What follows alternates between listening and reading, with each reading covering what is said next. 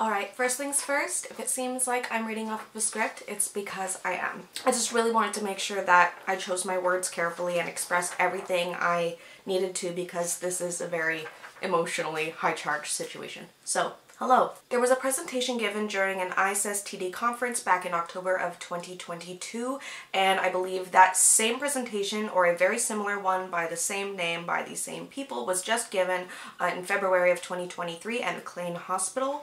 This was just recently publicized in a public video on their YouTube channel, which has now been taken down.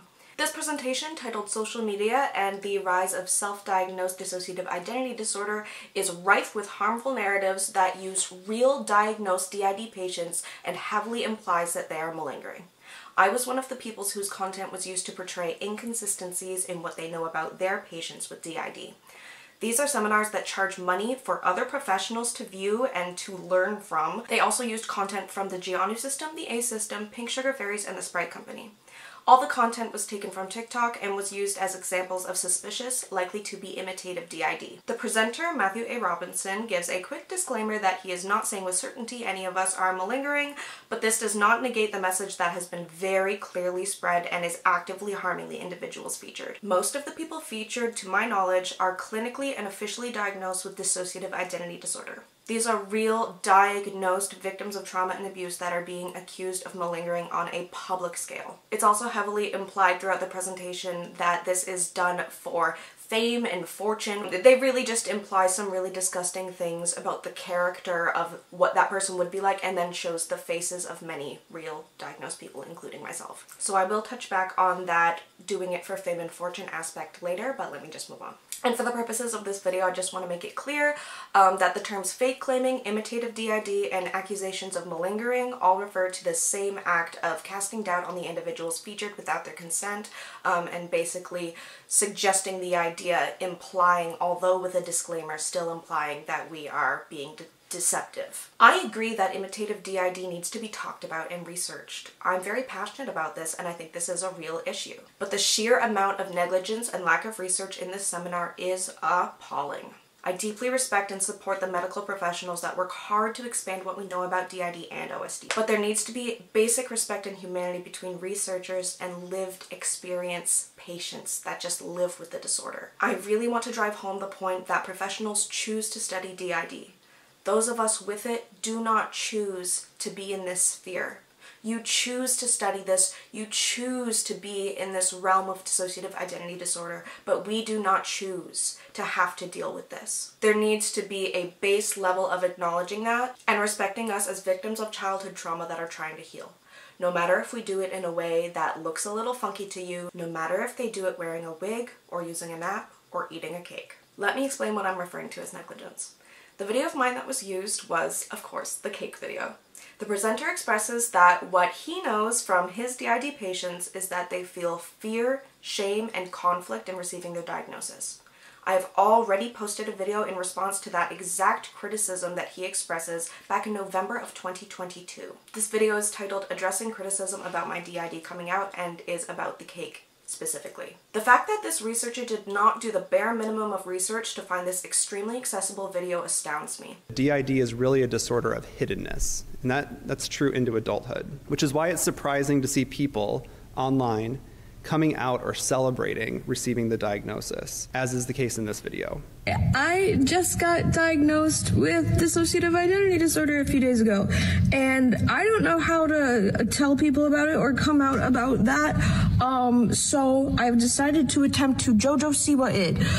You know how she came out as gay by posting a picture in that shirt that said best gay cousin ever? Okay, so I'm at the superstore and I'm gonna get a cake.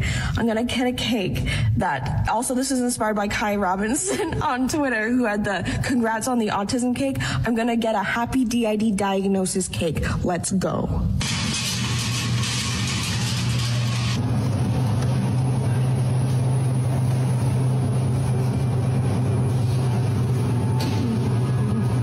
Excuse me.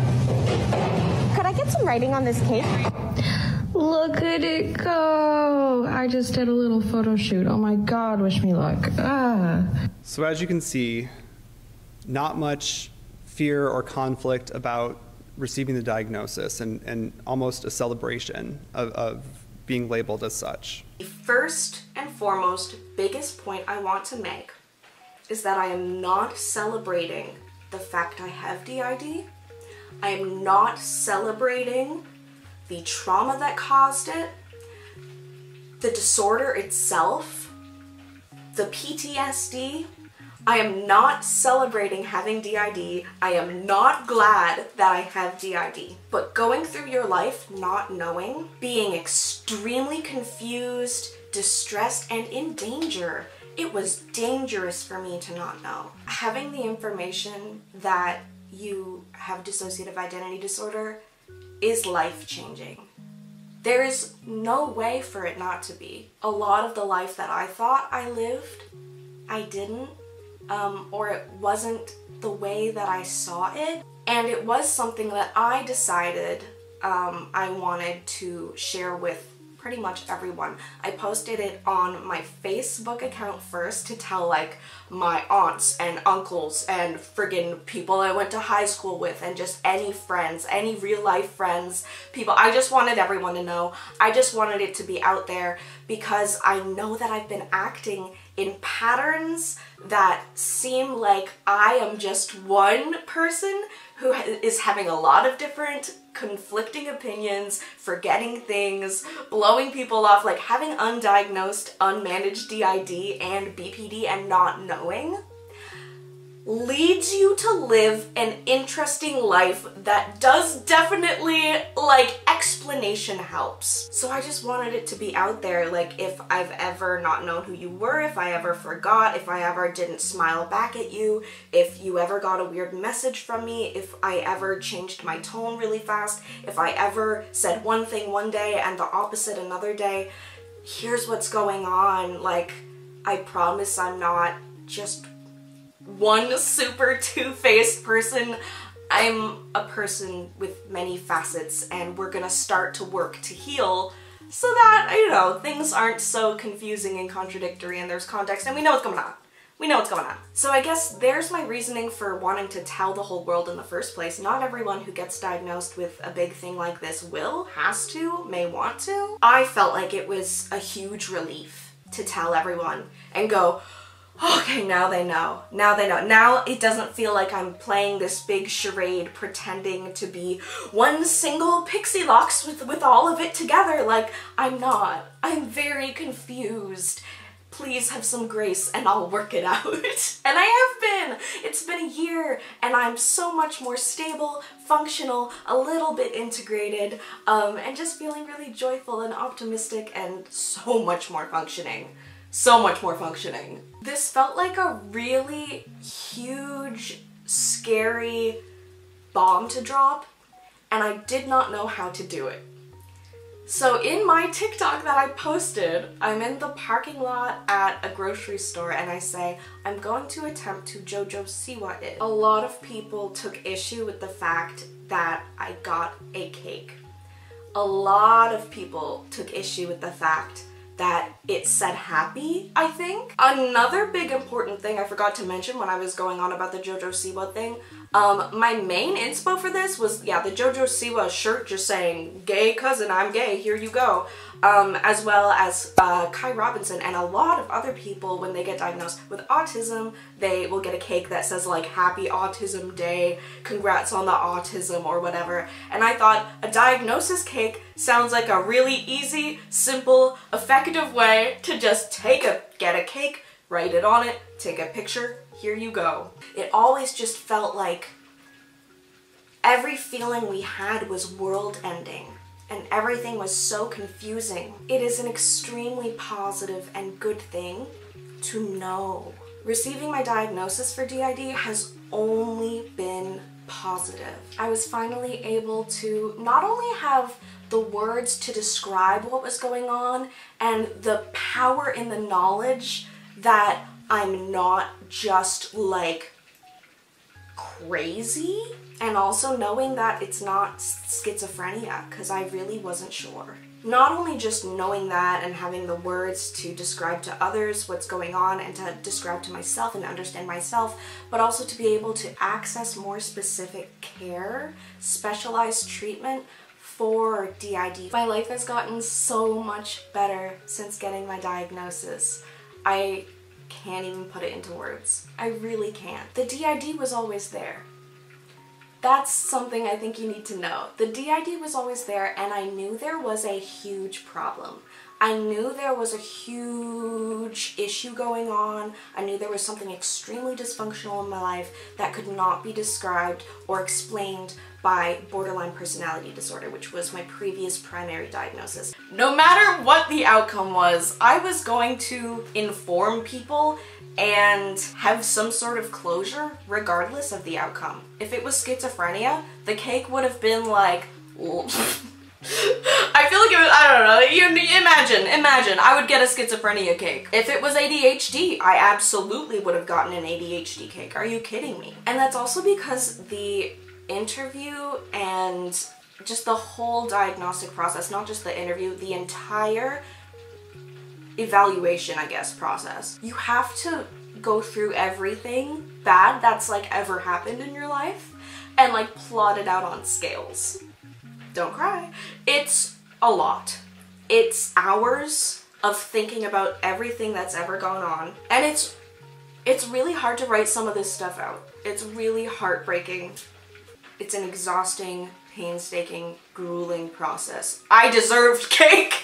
There are journal entries from 2012 saying I have multiple personalities. So I think that those parts, whoever they are, whoever wrote that, deserves to celebrate a little bit for being finally able to be seen and free and heard. That is 10 years ago. 10 years ago. This hand wrote, I have multiple personalities. And that's not the only journal entry that said that. My mom found that and sent it to me, and I had to go pee my pants. I'm not the only one in here. And those other parts deserve to feel however they feel about this, because they've been locked away dealing with a lot of shit that I couldn't handle for a long time. Happy DID diagnosis. Not happy DID, happy diagnosis. The last note I have in here is I am celebrating healing, progress, and understanding. Not my abuse, not my disorder, not my trauma, but yes, the diagnosis. The video featured in the seminar was taken from my TikTok, which has YouTuber as an occupation in the bio, and a link to my channel, which has a very convenient to navigate playlist of my videos about my dissociative identity disorder. On my channel, you will also see recent videos about severe harassment and real-life stalking I've been victim to. It is incredibly easy to access all of this information. This seminar quickly brought a wave of harassment directly to me, which still hasn't stopped as I'm writing this. It has been 5 days. Around the time of my DID diagnosis, I happened to have a very supportive trauma-informed therapist and safe support network at the time that helped us cope with that fear, confliction, and shame and process it and move on. When the time the diagnosis came, it was not a surprise to us. My life was in shambles because we could not function. Job opportunities lost, friendships ruined, important dates forgotten. This was a disordered life. And I could not pretend that my BPD diagnosis explained away all the lost time and amnesia. The DID diagnosis was finally an answer that helped me access better care. The argument that I was not presenting as suitably distressed in that one video and therefore I am likely malingering is just unscientific. It was my belief that anyone in the field would know better than to armchair undiagnosed real people based on such a short video clip. I am not going to post myself having a mental breakdown on YouTube. That doesn't mean the mental breakdown didn't happen. There's no consideration of comorbid disorders or OSDD mentioned at all in the presentation. Different disorders affect the way people act. Many mental illnesses cause people to communicate in strange or even antisocial ways. I even state that the person that I was inspired by to reveal my diagnosis with the cake was an autistic person. I am not currently diagnosed with autism spectrum disorder, as I do not have access to an evaluation for it for financial reasons, but it has been suggested by multiple professionals to me at this point, so it is my hypothesis that my autism affects the way I communicate.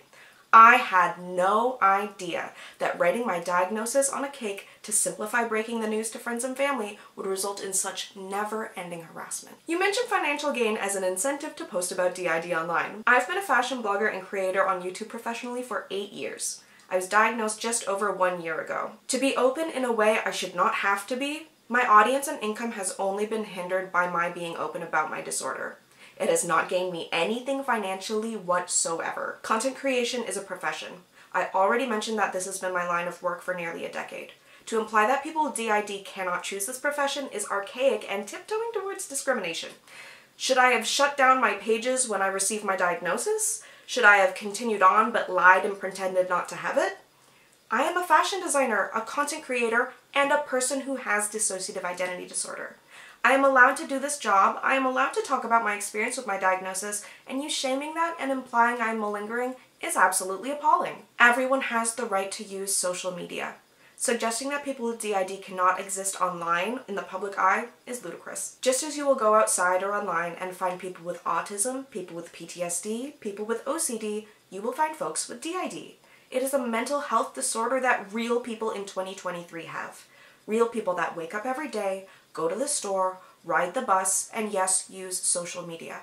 To insist that the real ones hide away in shame their entire lives is just not true. You are directly hurting real diagnosed individuals with dissociative identity disorder and defaming patients to other professionals who very well may end up treating those exact patients. What happens if I'm seeking help and I finally find a trauma-informed therapist in my area and they've already been fed this narrative that I am deceptive and malingering? Me, my face specifically. This is hugely unethical and puts all of us who, reminder, are deeply traumatized, vulnerable people, whether you believe that or not, at risk to be medically discriminated against. On a final note, my partner had an interesting comment during our many hours of discussing this situation over the past 5 days that I want to expand on. Trying to discredit new data because it doesn't confirm your theory is, in my opinion, unscientific. This new information should be noted, looked into further, researched with due diligence, and properly considered, not just thrown away because it doesn't confirm what you are trying to craft, especially when vulnerable people's safety is on the line. When talking to others online about this, I came across a few people who were patients at McLean Hospital or even of the presenter directly. They expressed them as having an extremely narrow definition of what they believed DID to be, a definition so narrow it did not fit any of the other diagnosed DID patients that this person knew. DID is a controversial condition. There are many different ideas about what DID is and looks like. It is possible to have this conversation and research this further without wrongfully framing diagnosed patients as money-hungry, deceptive malingerers. We have been hugely hurt by this in multiple ways. The wave of harassment, the people who already have a history of trying to hurt me and using this as ammunition. I've been constantly sick with physical anxiety and PTSD reactions that I've missed several days of work in a row now. This has taken an immense toll on us, as it has the others that were featured. Please go give your love to Pink Sugar Fairies and Gianu System, who have posted expressing their distress due to this situation as well. Thank you so much for taking the time to watch this, and I think a gamble was made here that he would either be correct and that we were all malingerers, or that we would just never see it. And unfortunately, a lot of people are getting hurt in huge ways because they lost the gamble. He was wrong, and people with DID are getting harassed a lot. I care about imitative DID. I think it's an issue that we should take seriously. But I also care about having ethical conversations and doing things the right way. It would have been so easy for him to get the information that this would be harmful. And I guess I'm just so incredibly disappointed, hurt, frustrated. I feel a huge lack of trust in the medical field now. Thank you, Dr. Jamie Merrick, for being really cool. Thank you to all of the health professionals who have been extremely supportive in this time. Thank you for the Plural Association nonprofit. I'm just asking for a little bit of humanity and any attempt to make this right and correct the misinformation that's been put out there. I cannot stress enough the potential for medical discrimination if you literally say in an educational seminar, look at this face, don't trust her, that's suspicious. That cannot be ethical. That cannot be ethical. One other note I should mention before I stop recording fully is that the comments on this likely will be turned off because I'm already receiving a huge amount of harassment. I think I've said what I need to say. This is more of an open letter, and the comments on their video as well were turned off. So I just think this is it's more balanced and fair this way, and I'm just grappling for anything to be fair about this. So yeah. Thank you guys so much for taking the time to watch this. That is it for me today. I will see you in the next one, which hopefully will just be a normal video. Cheers.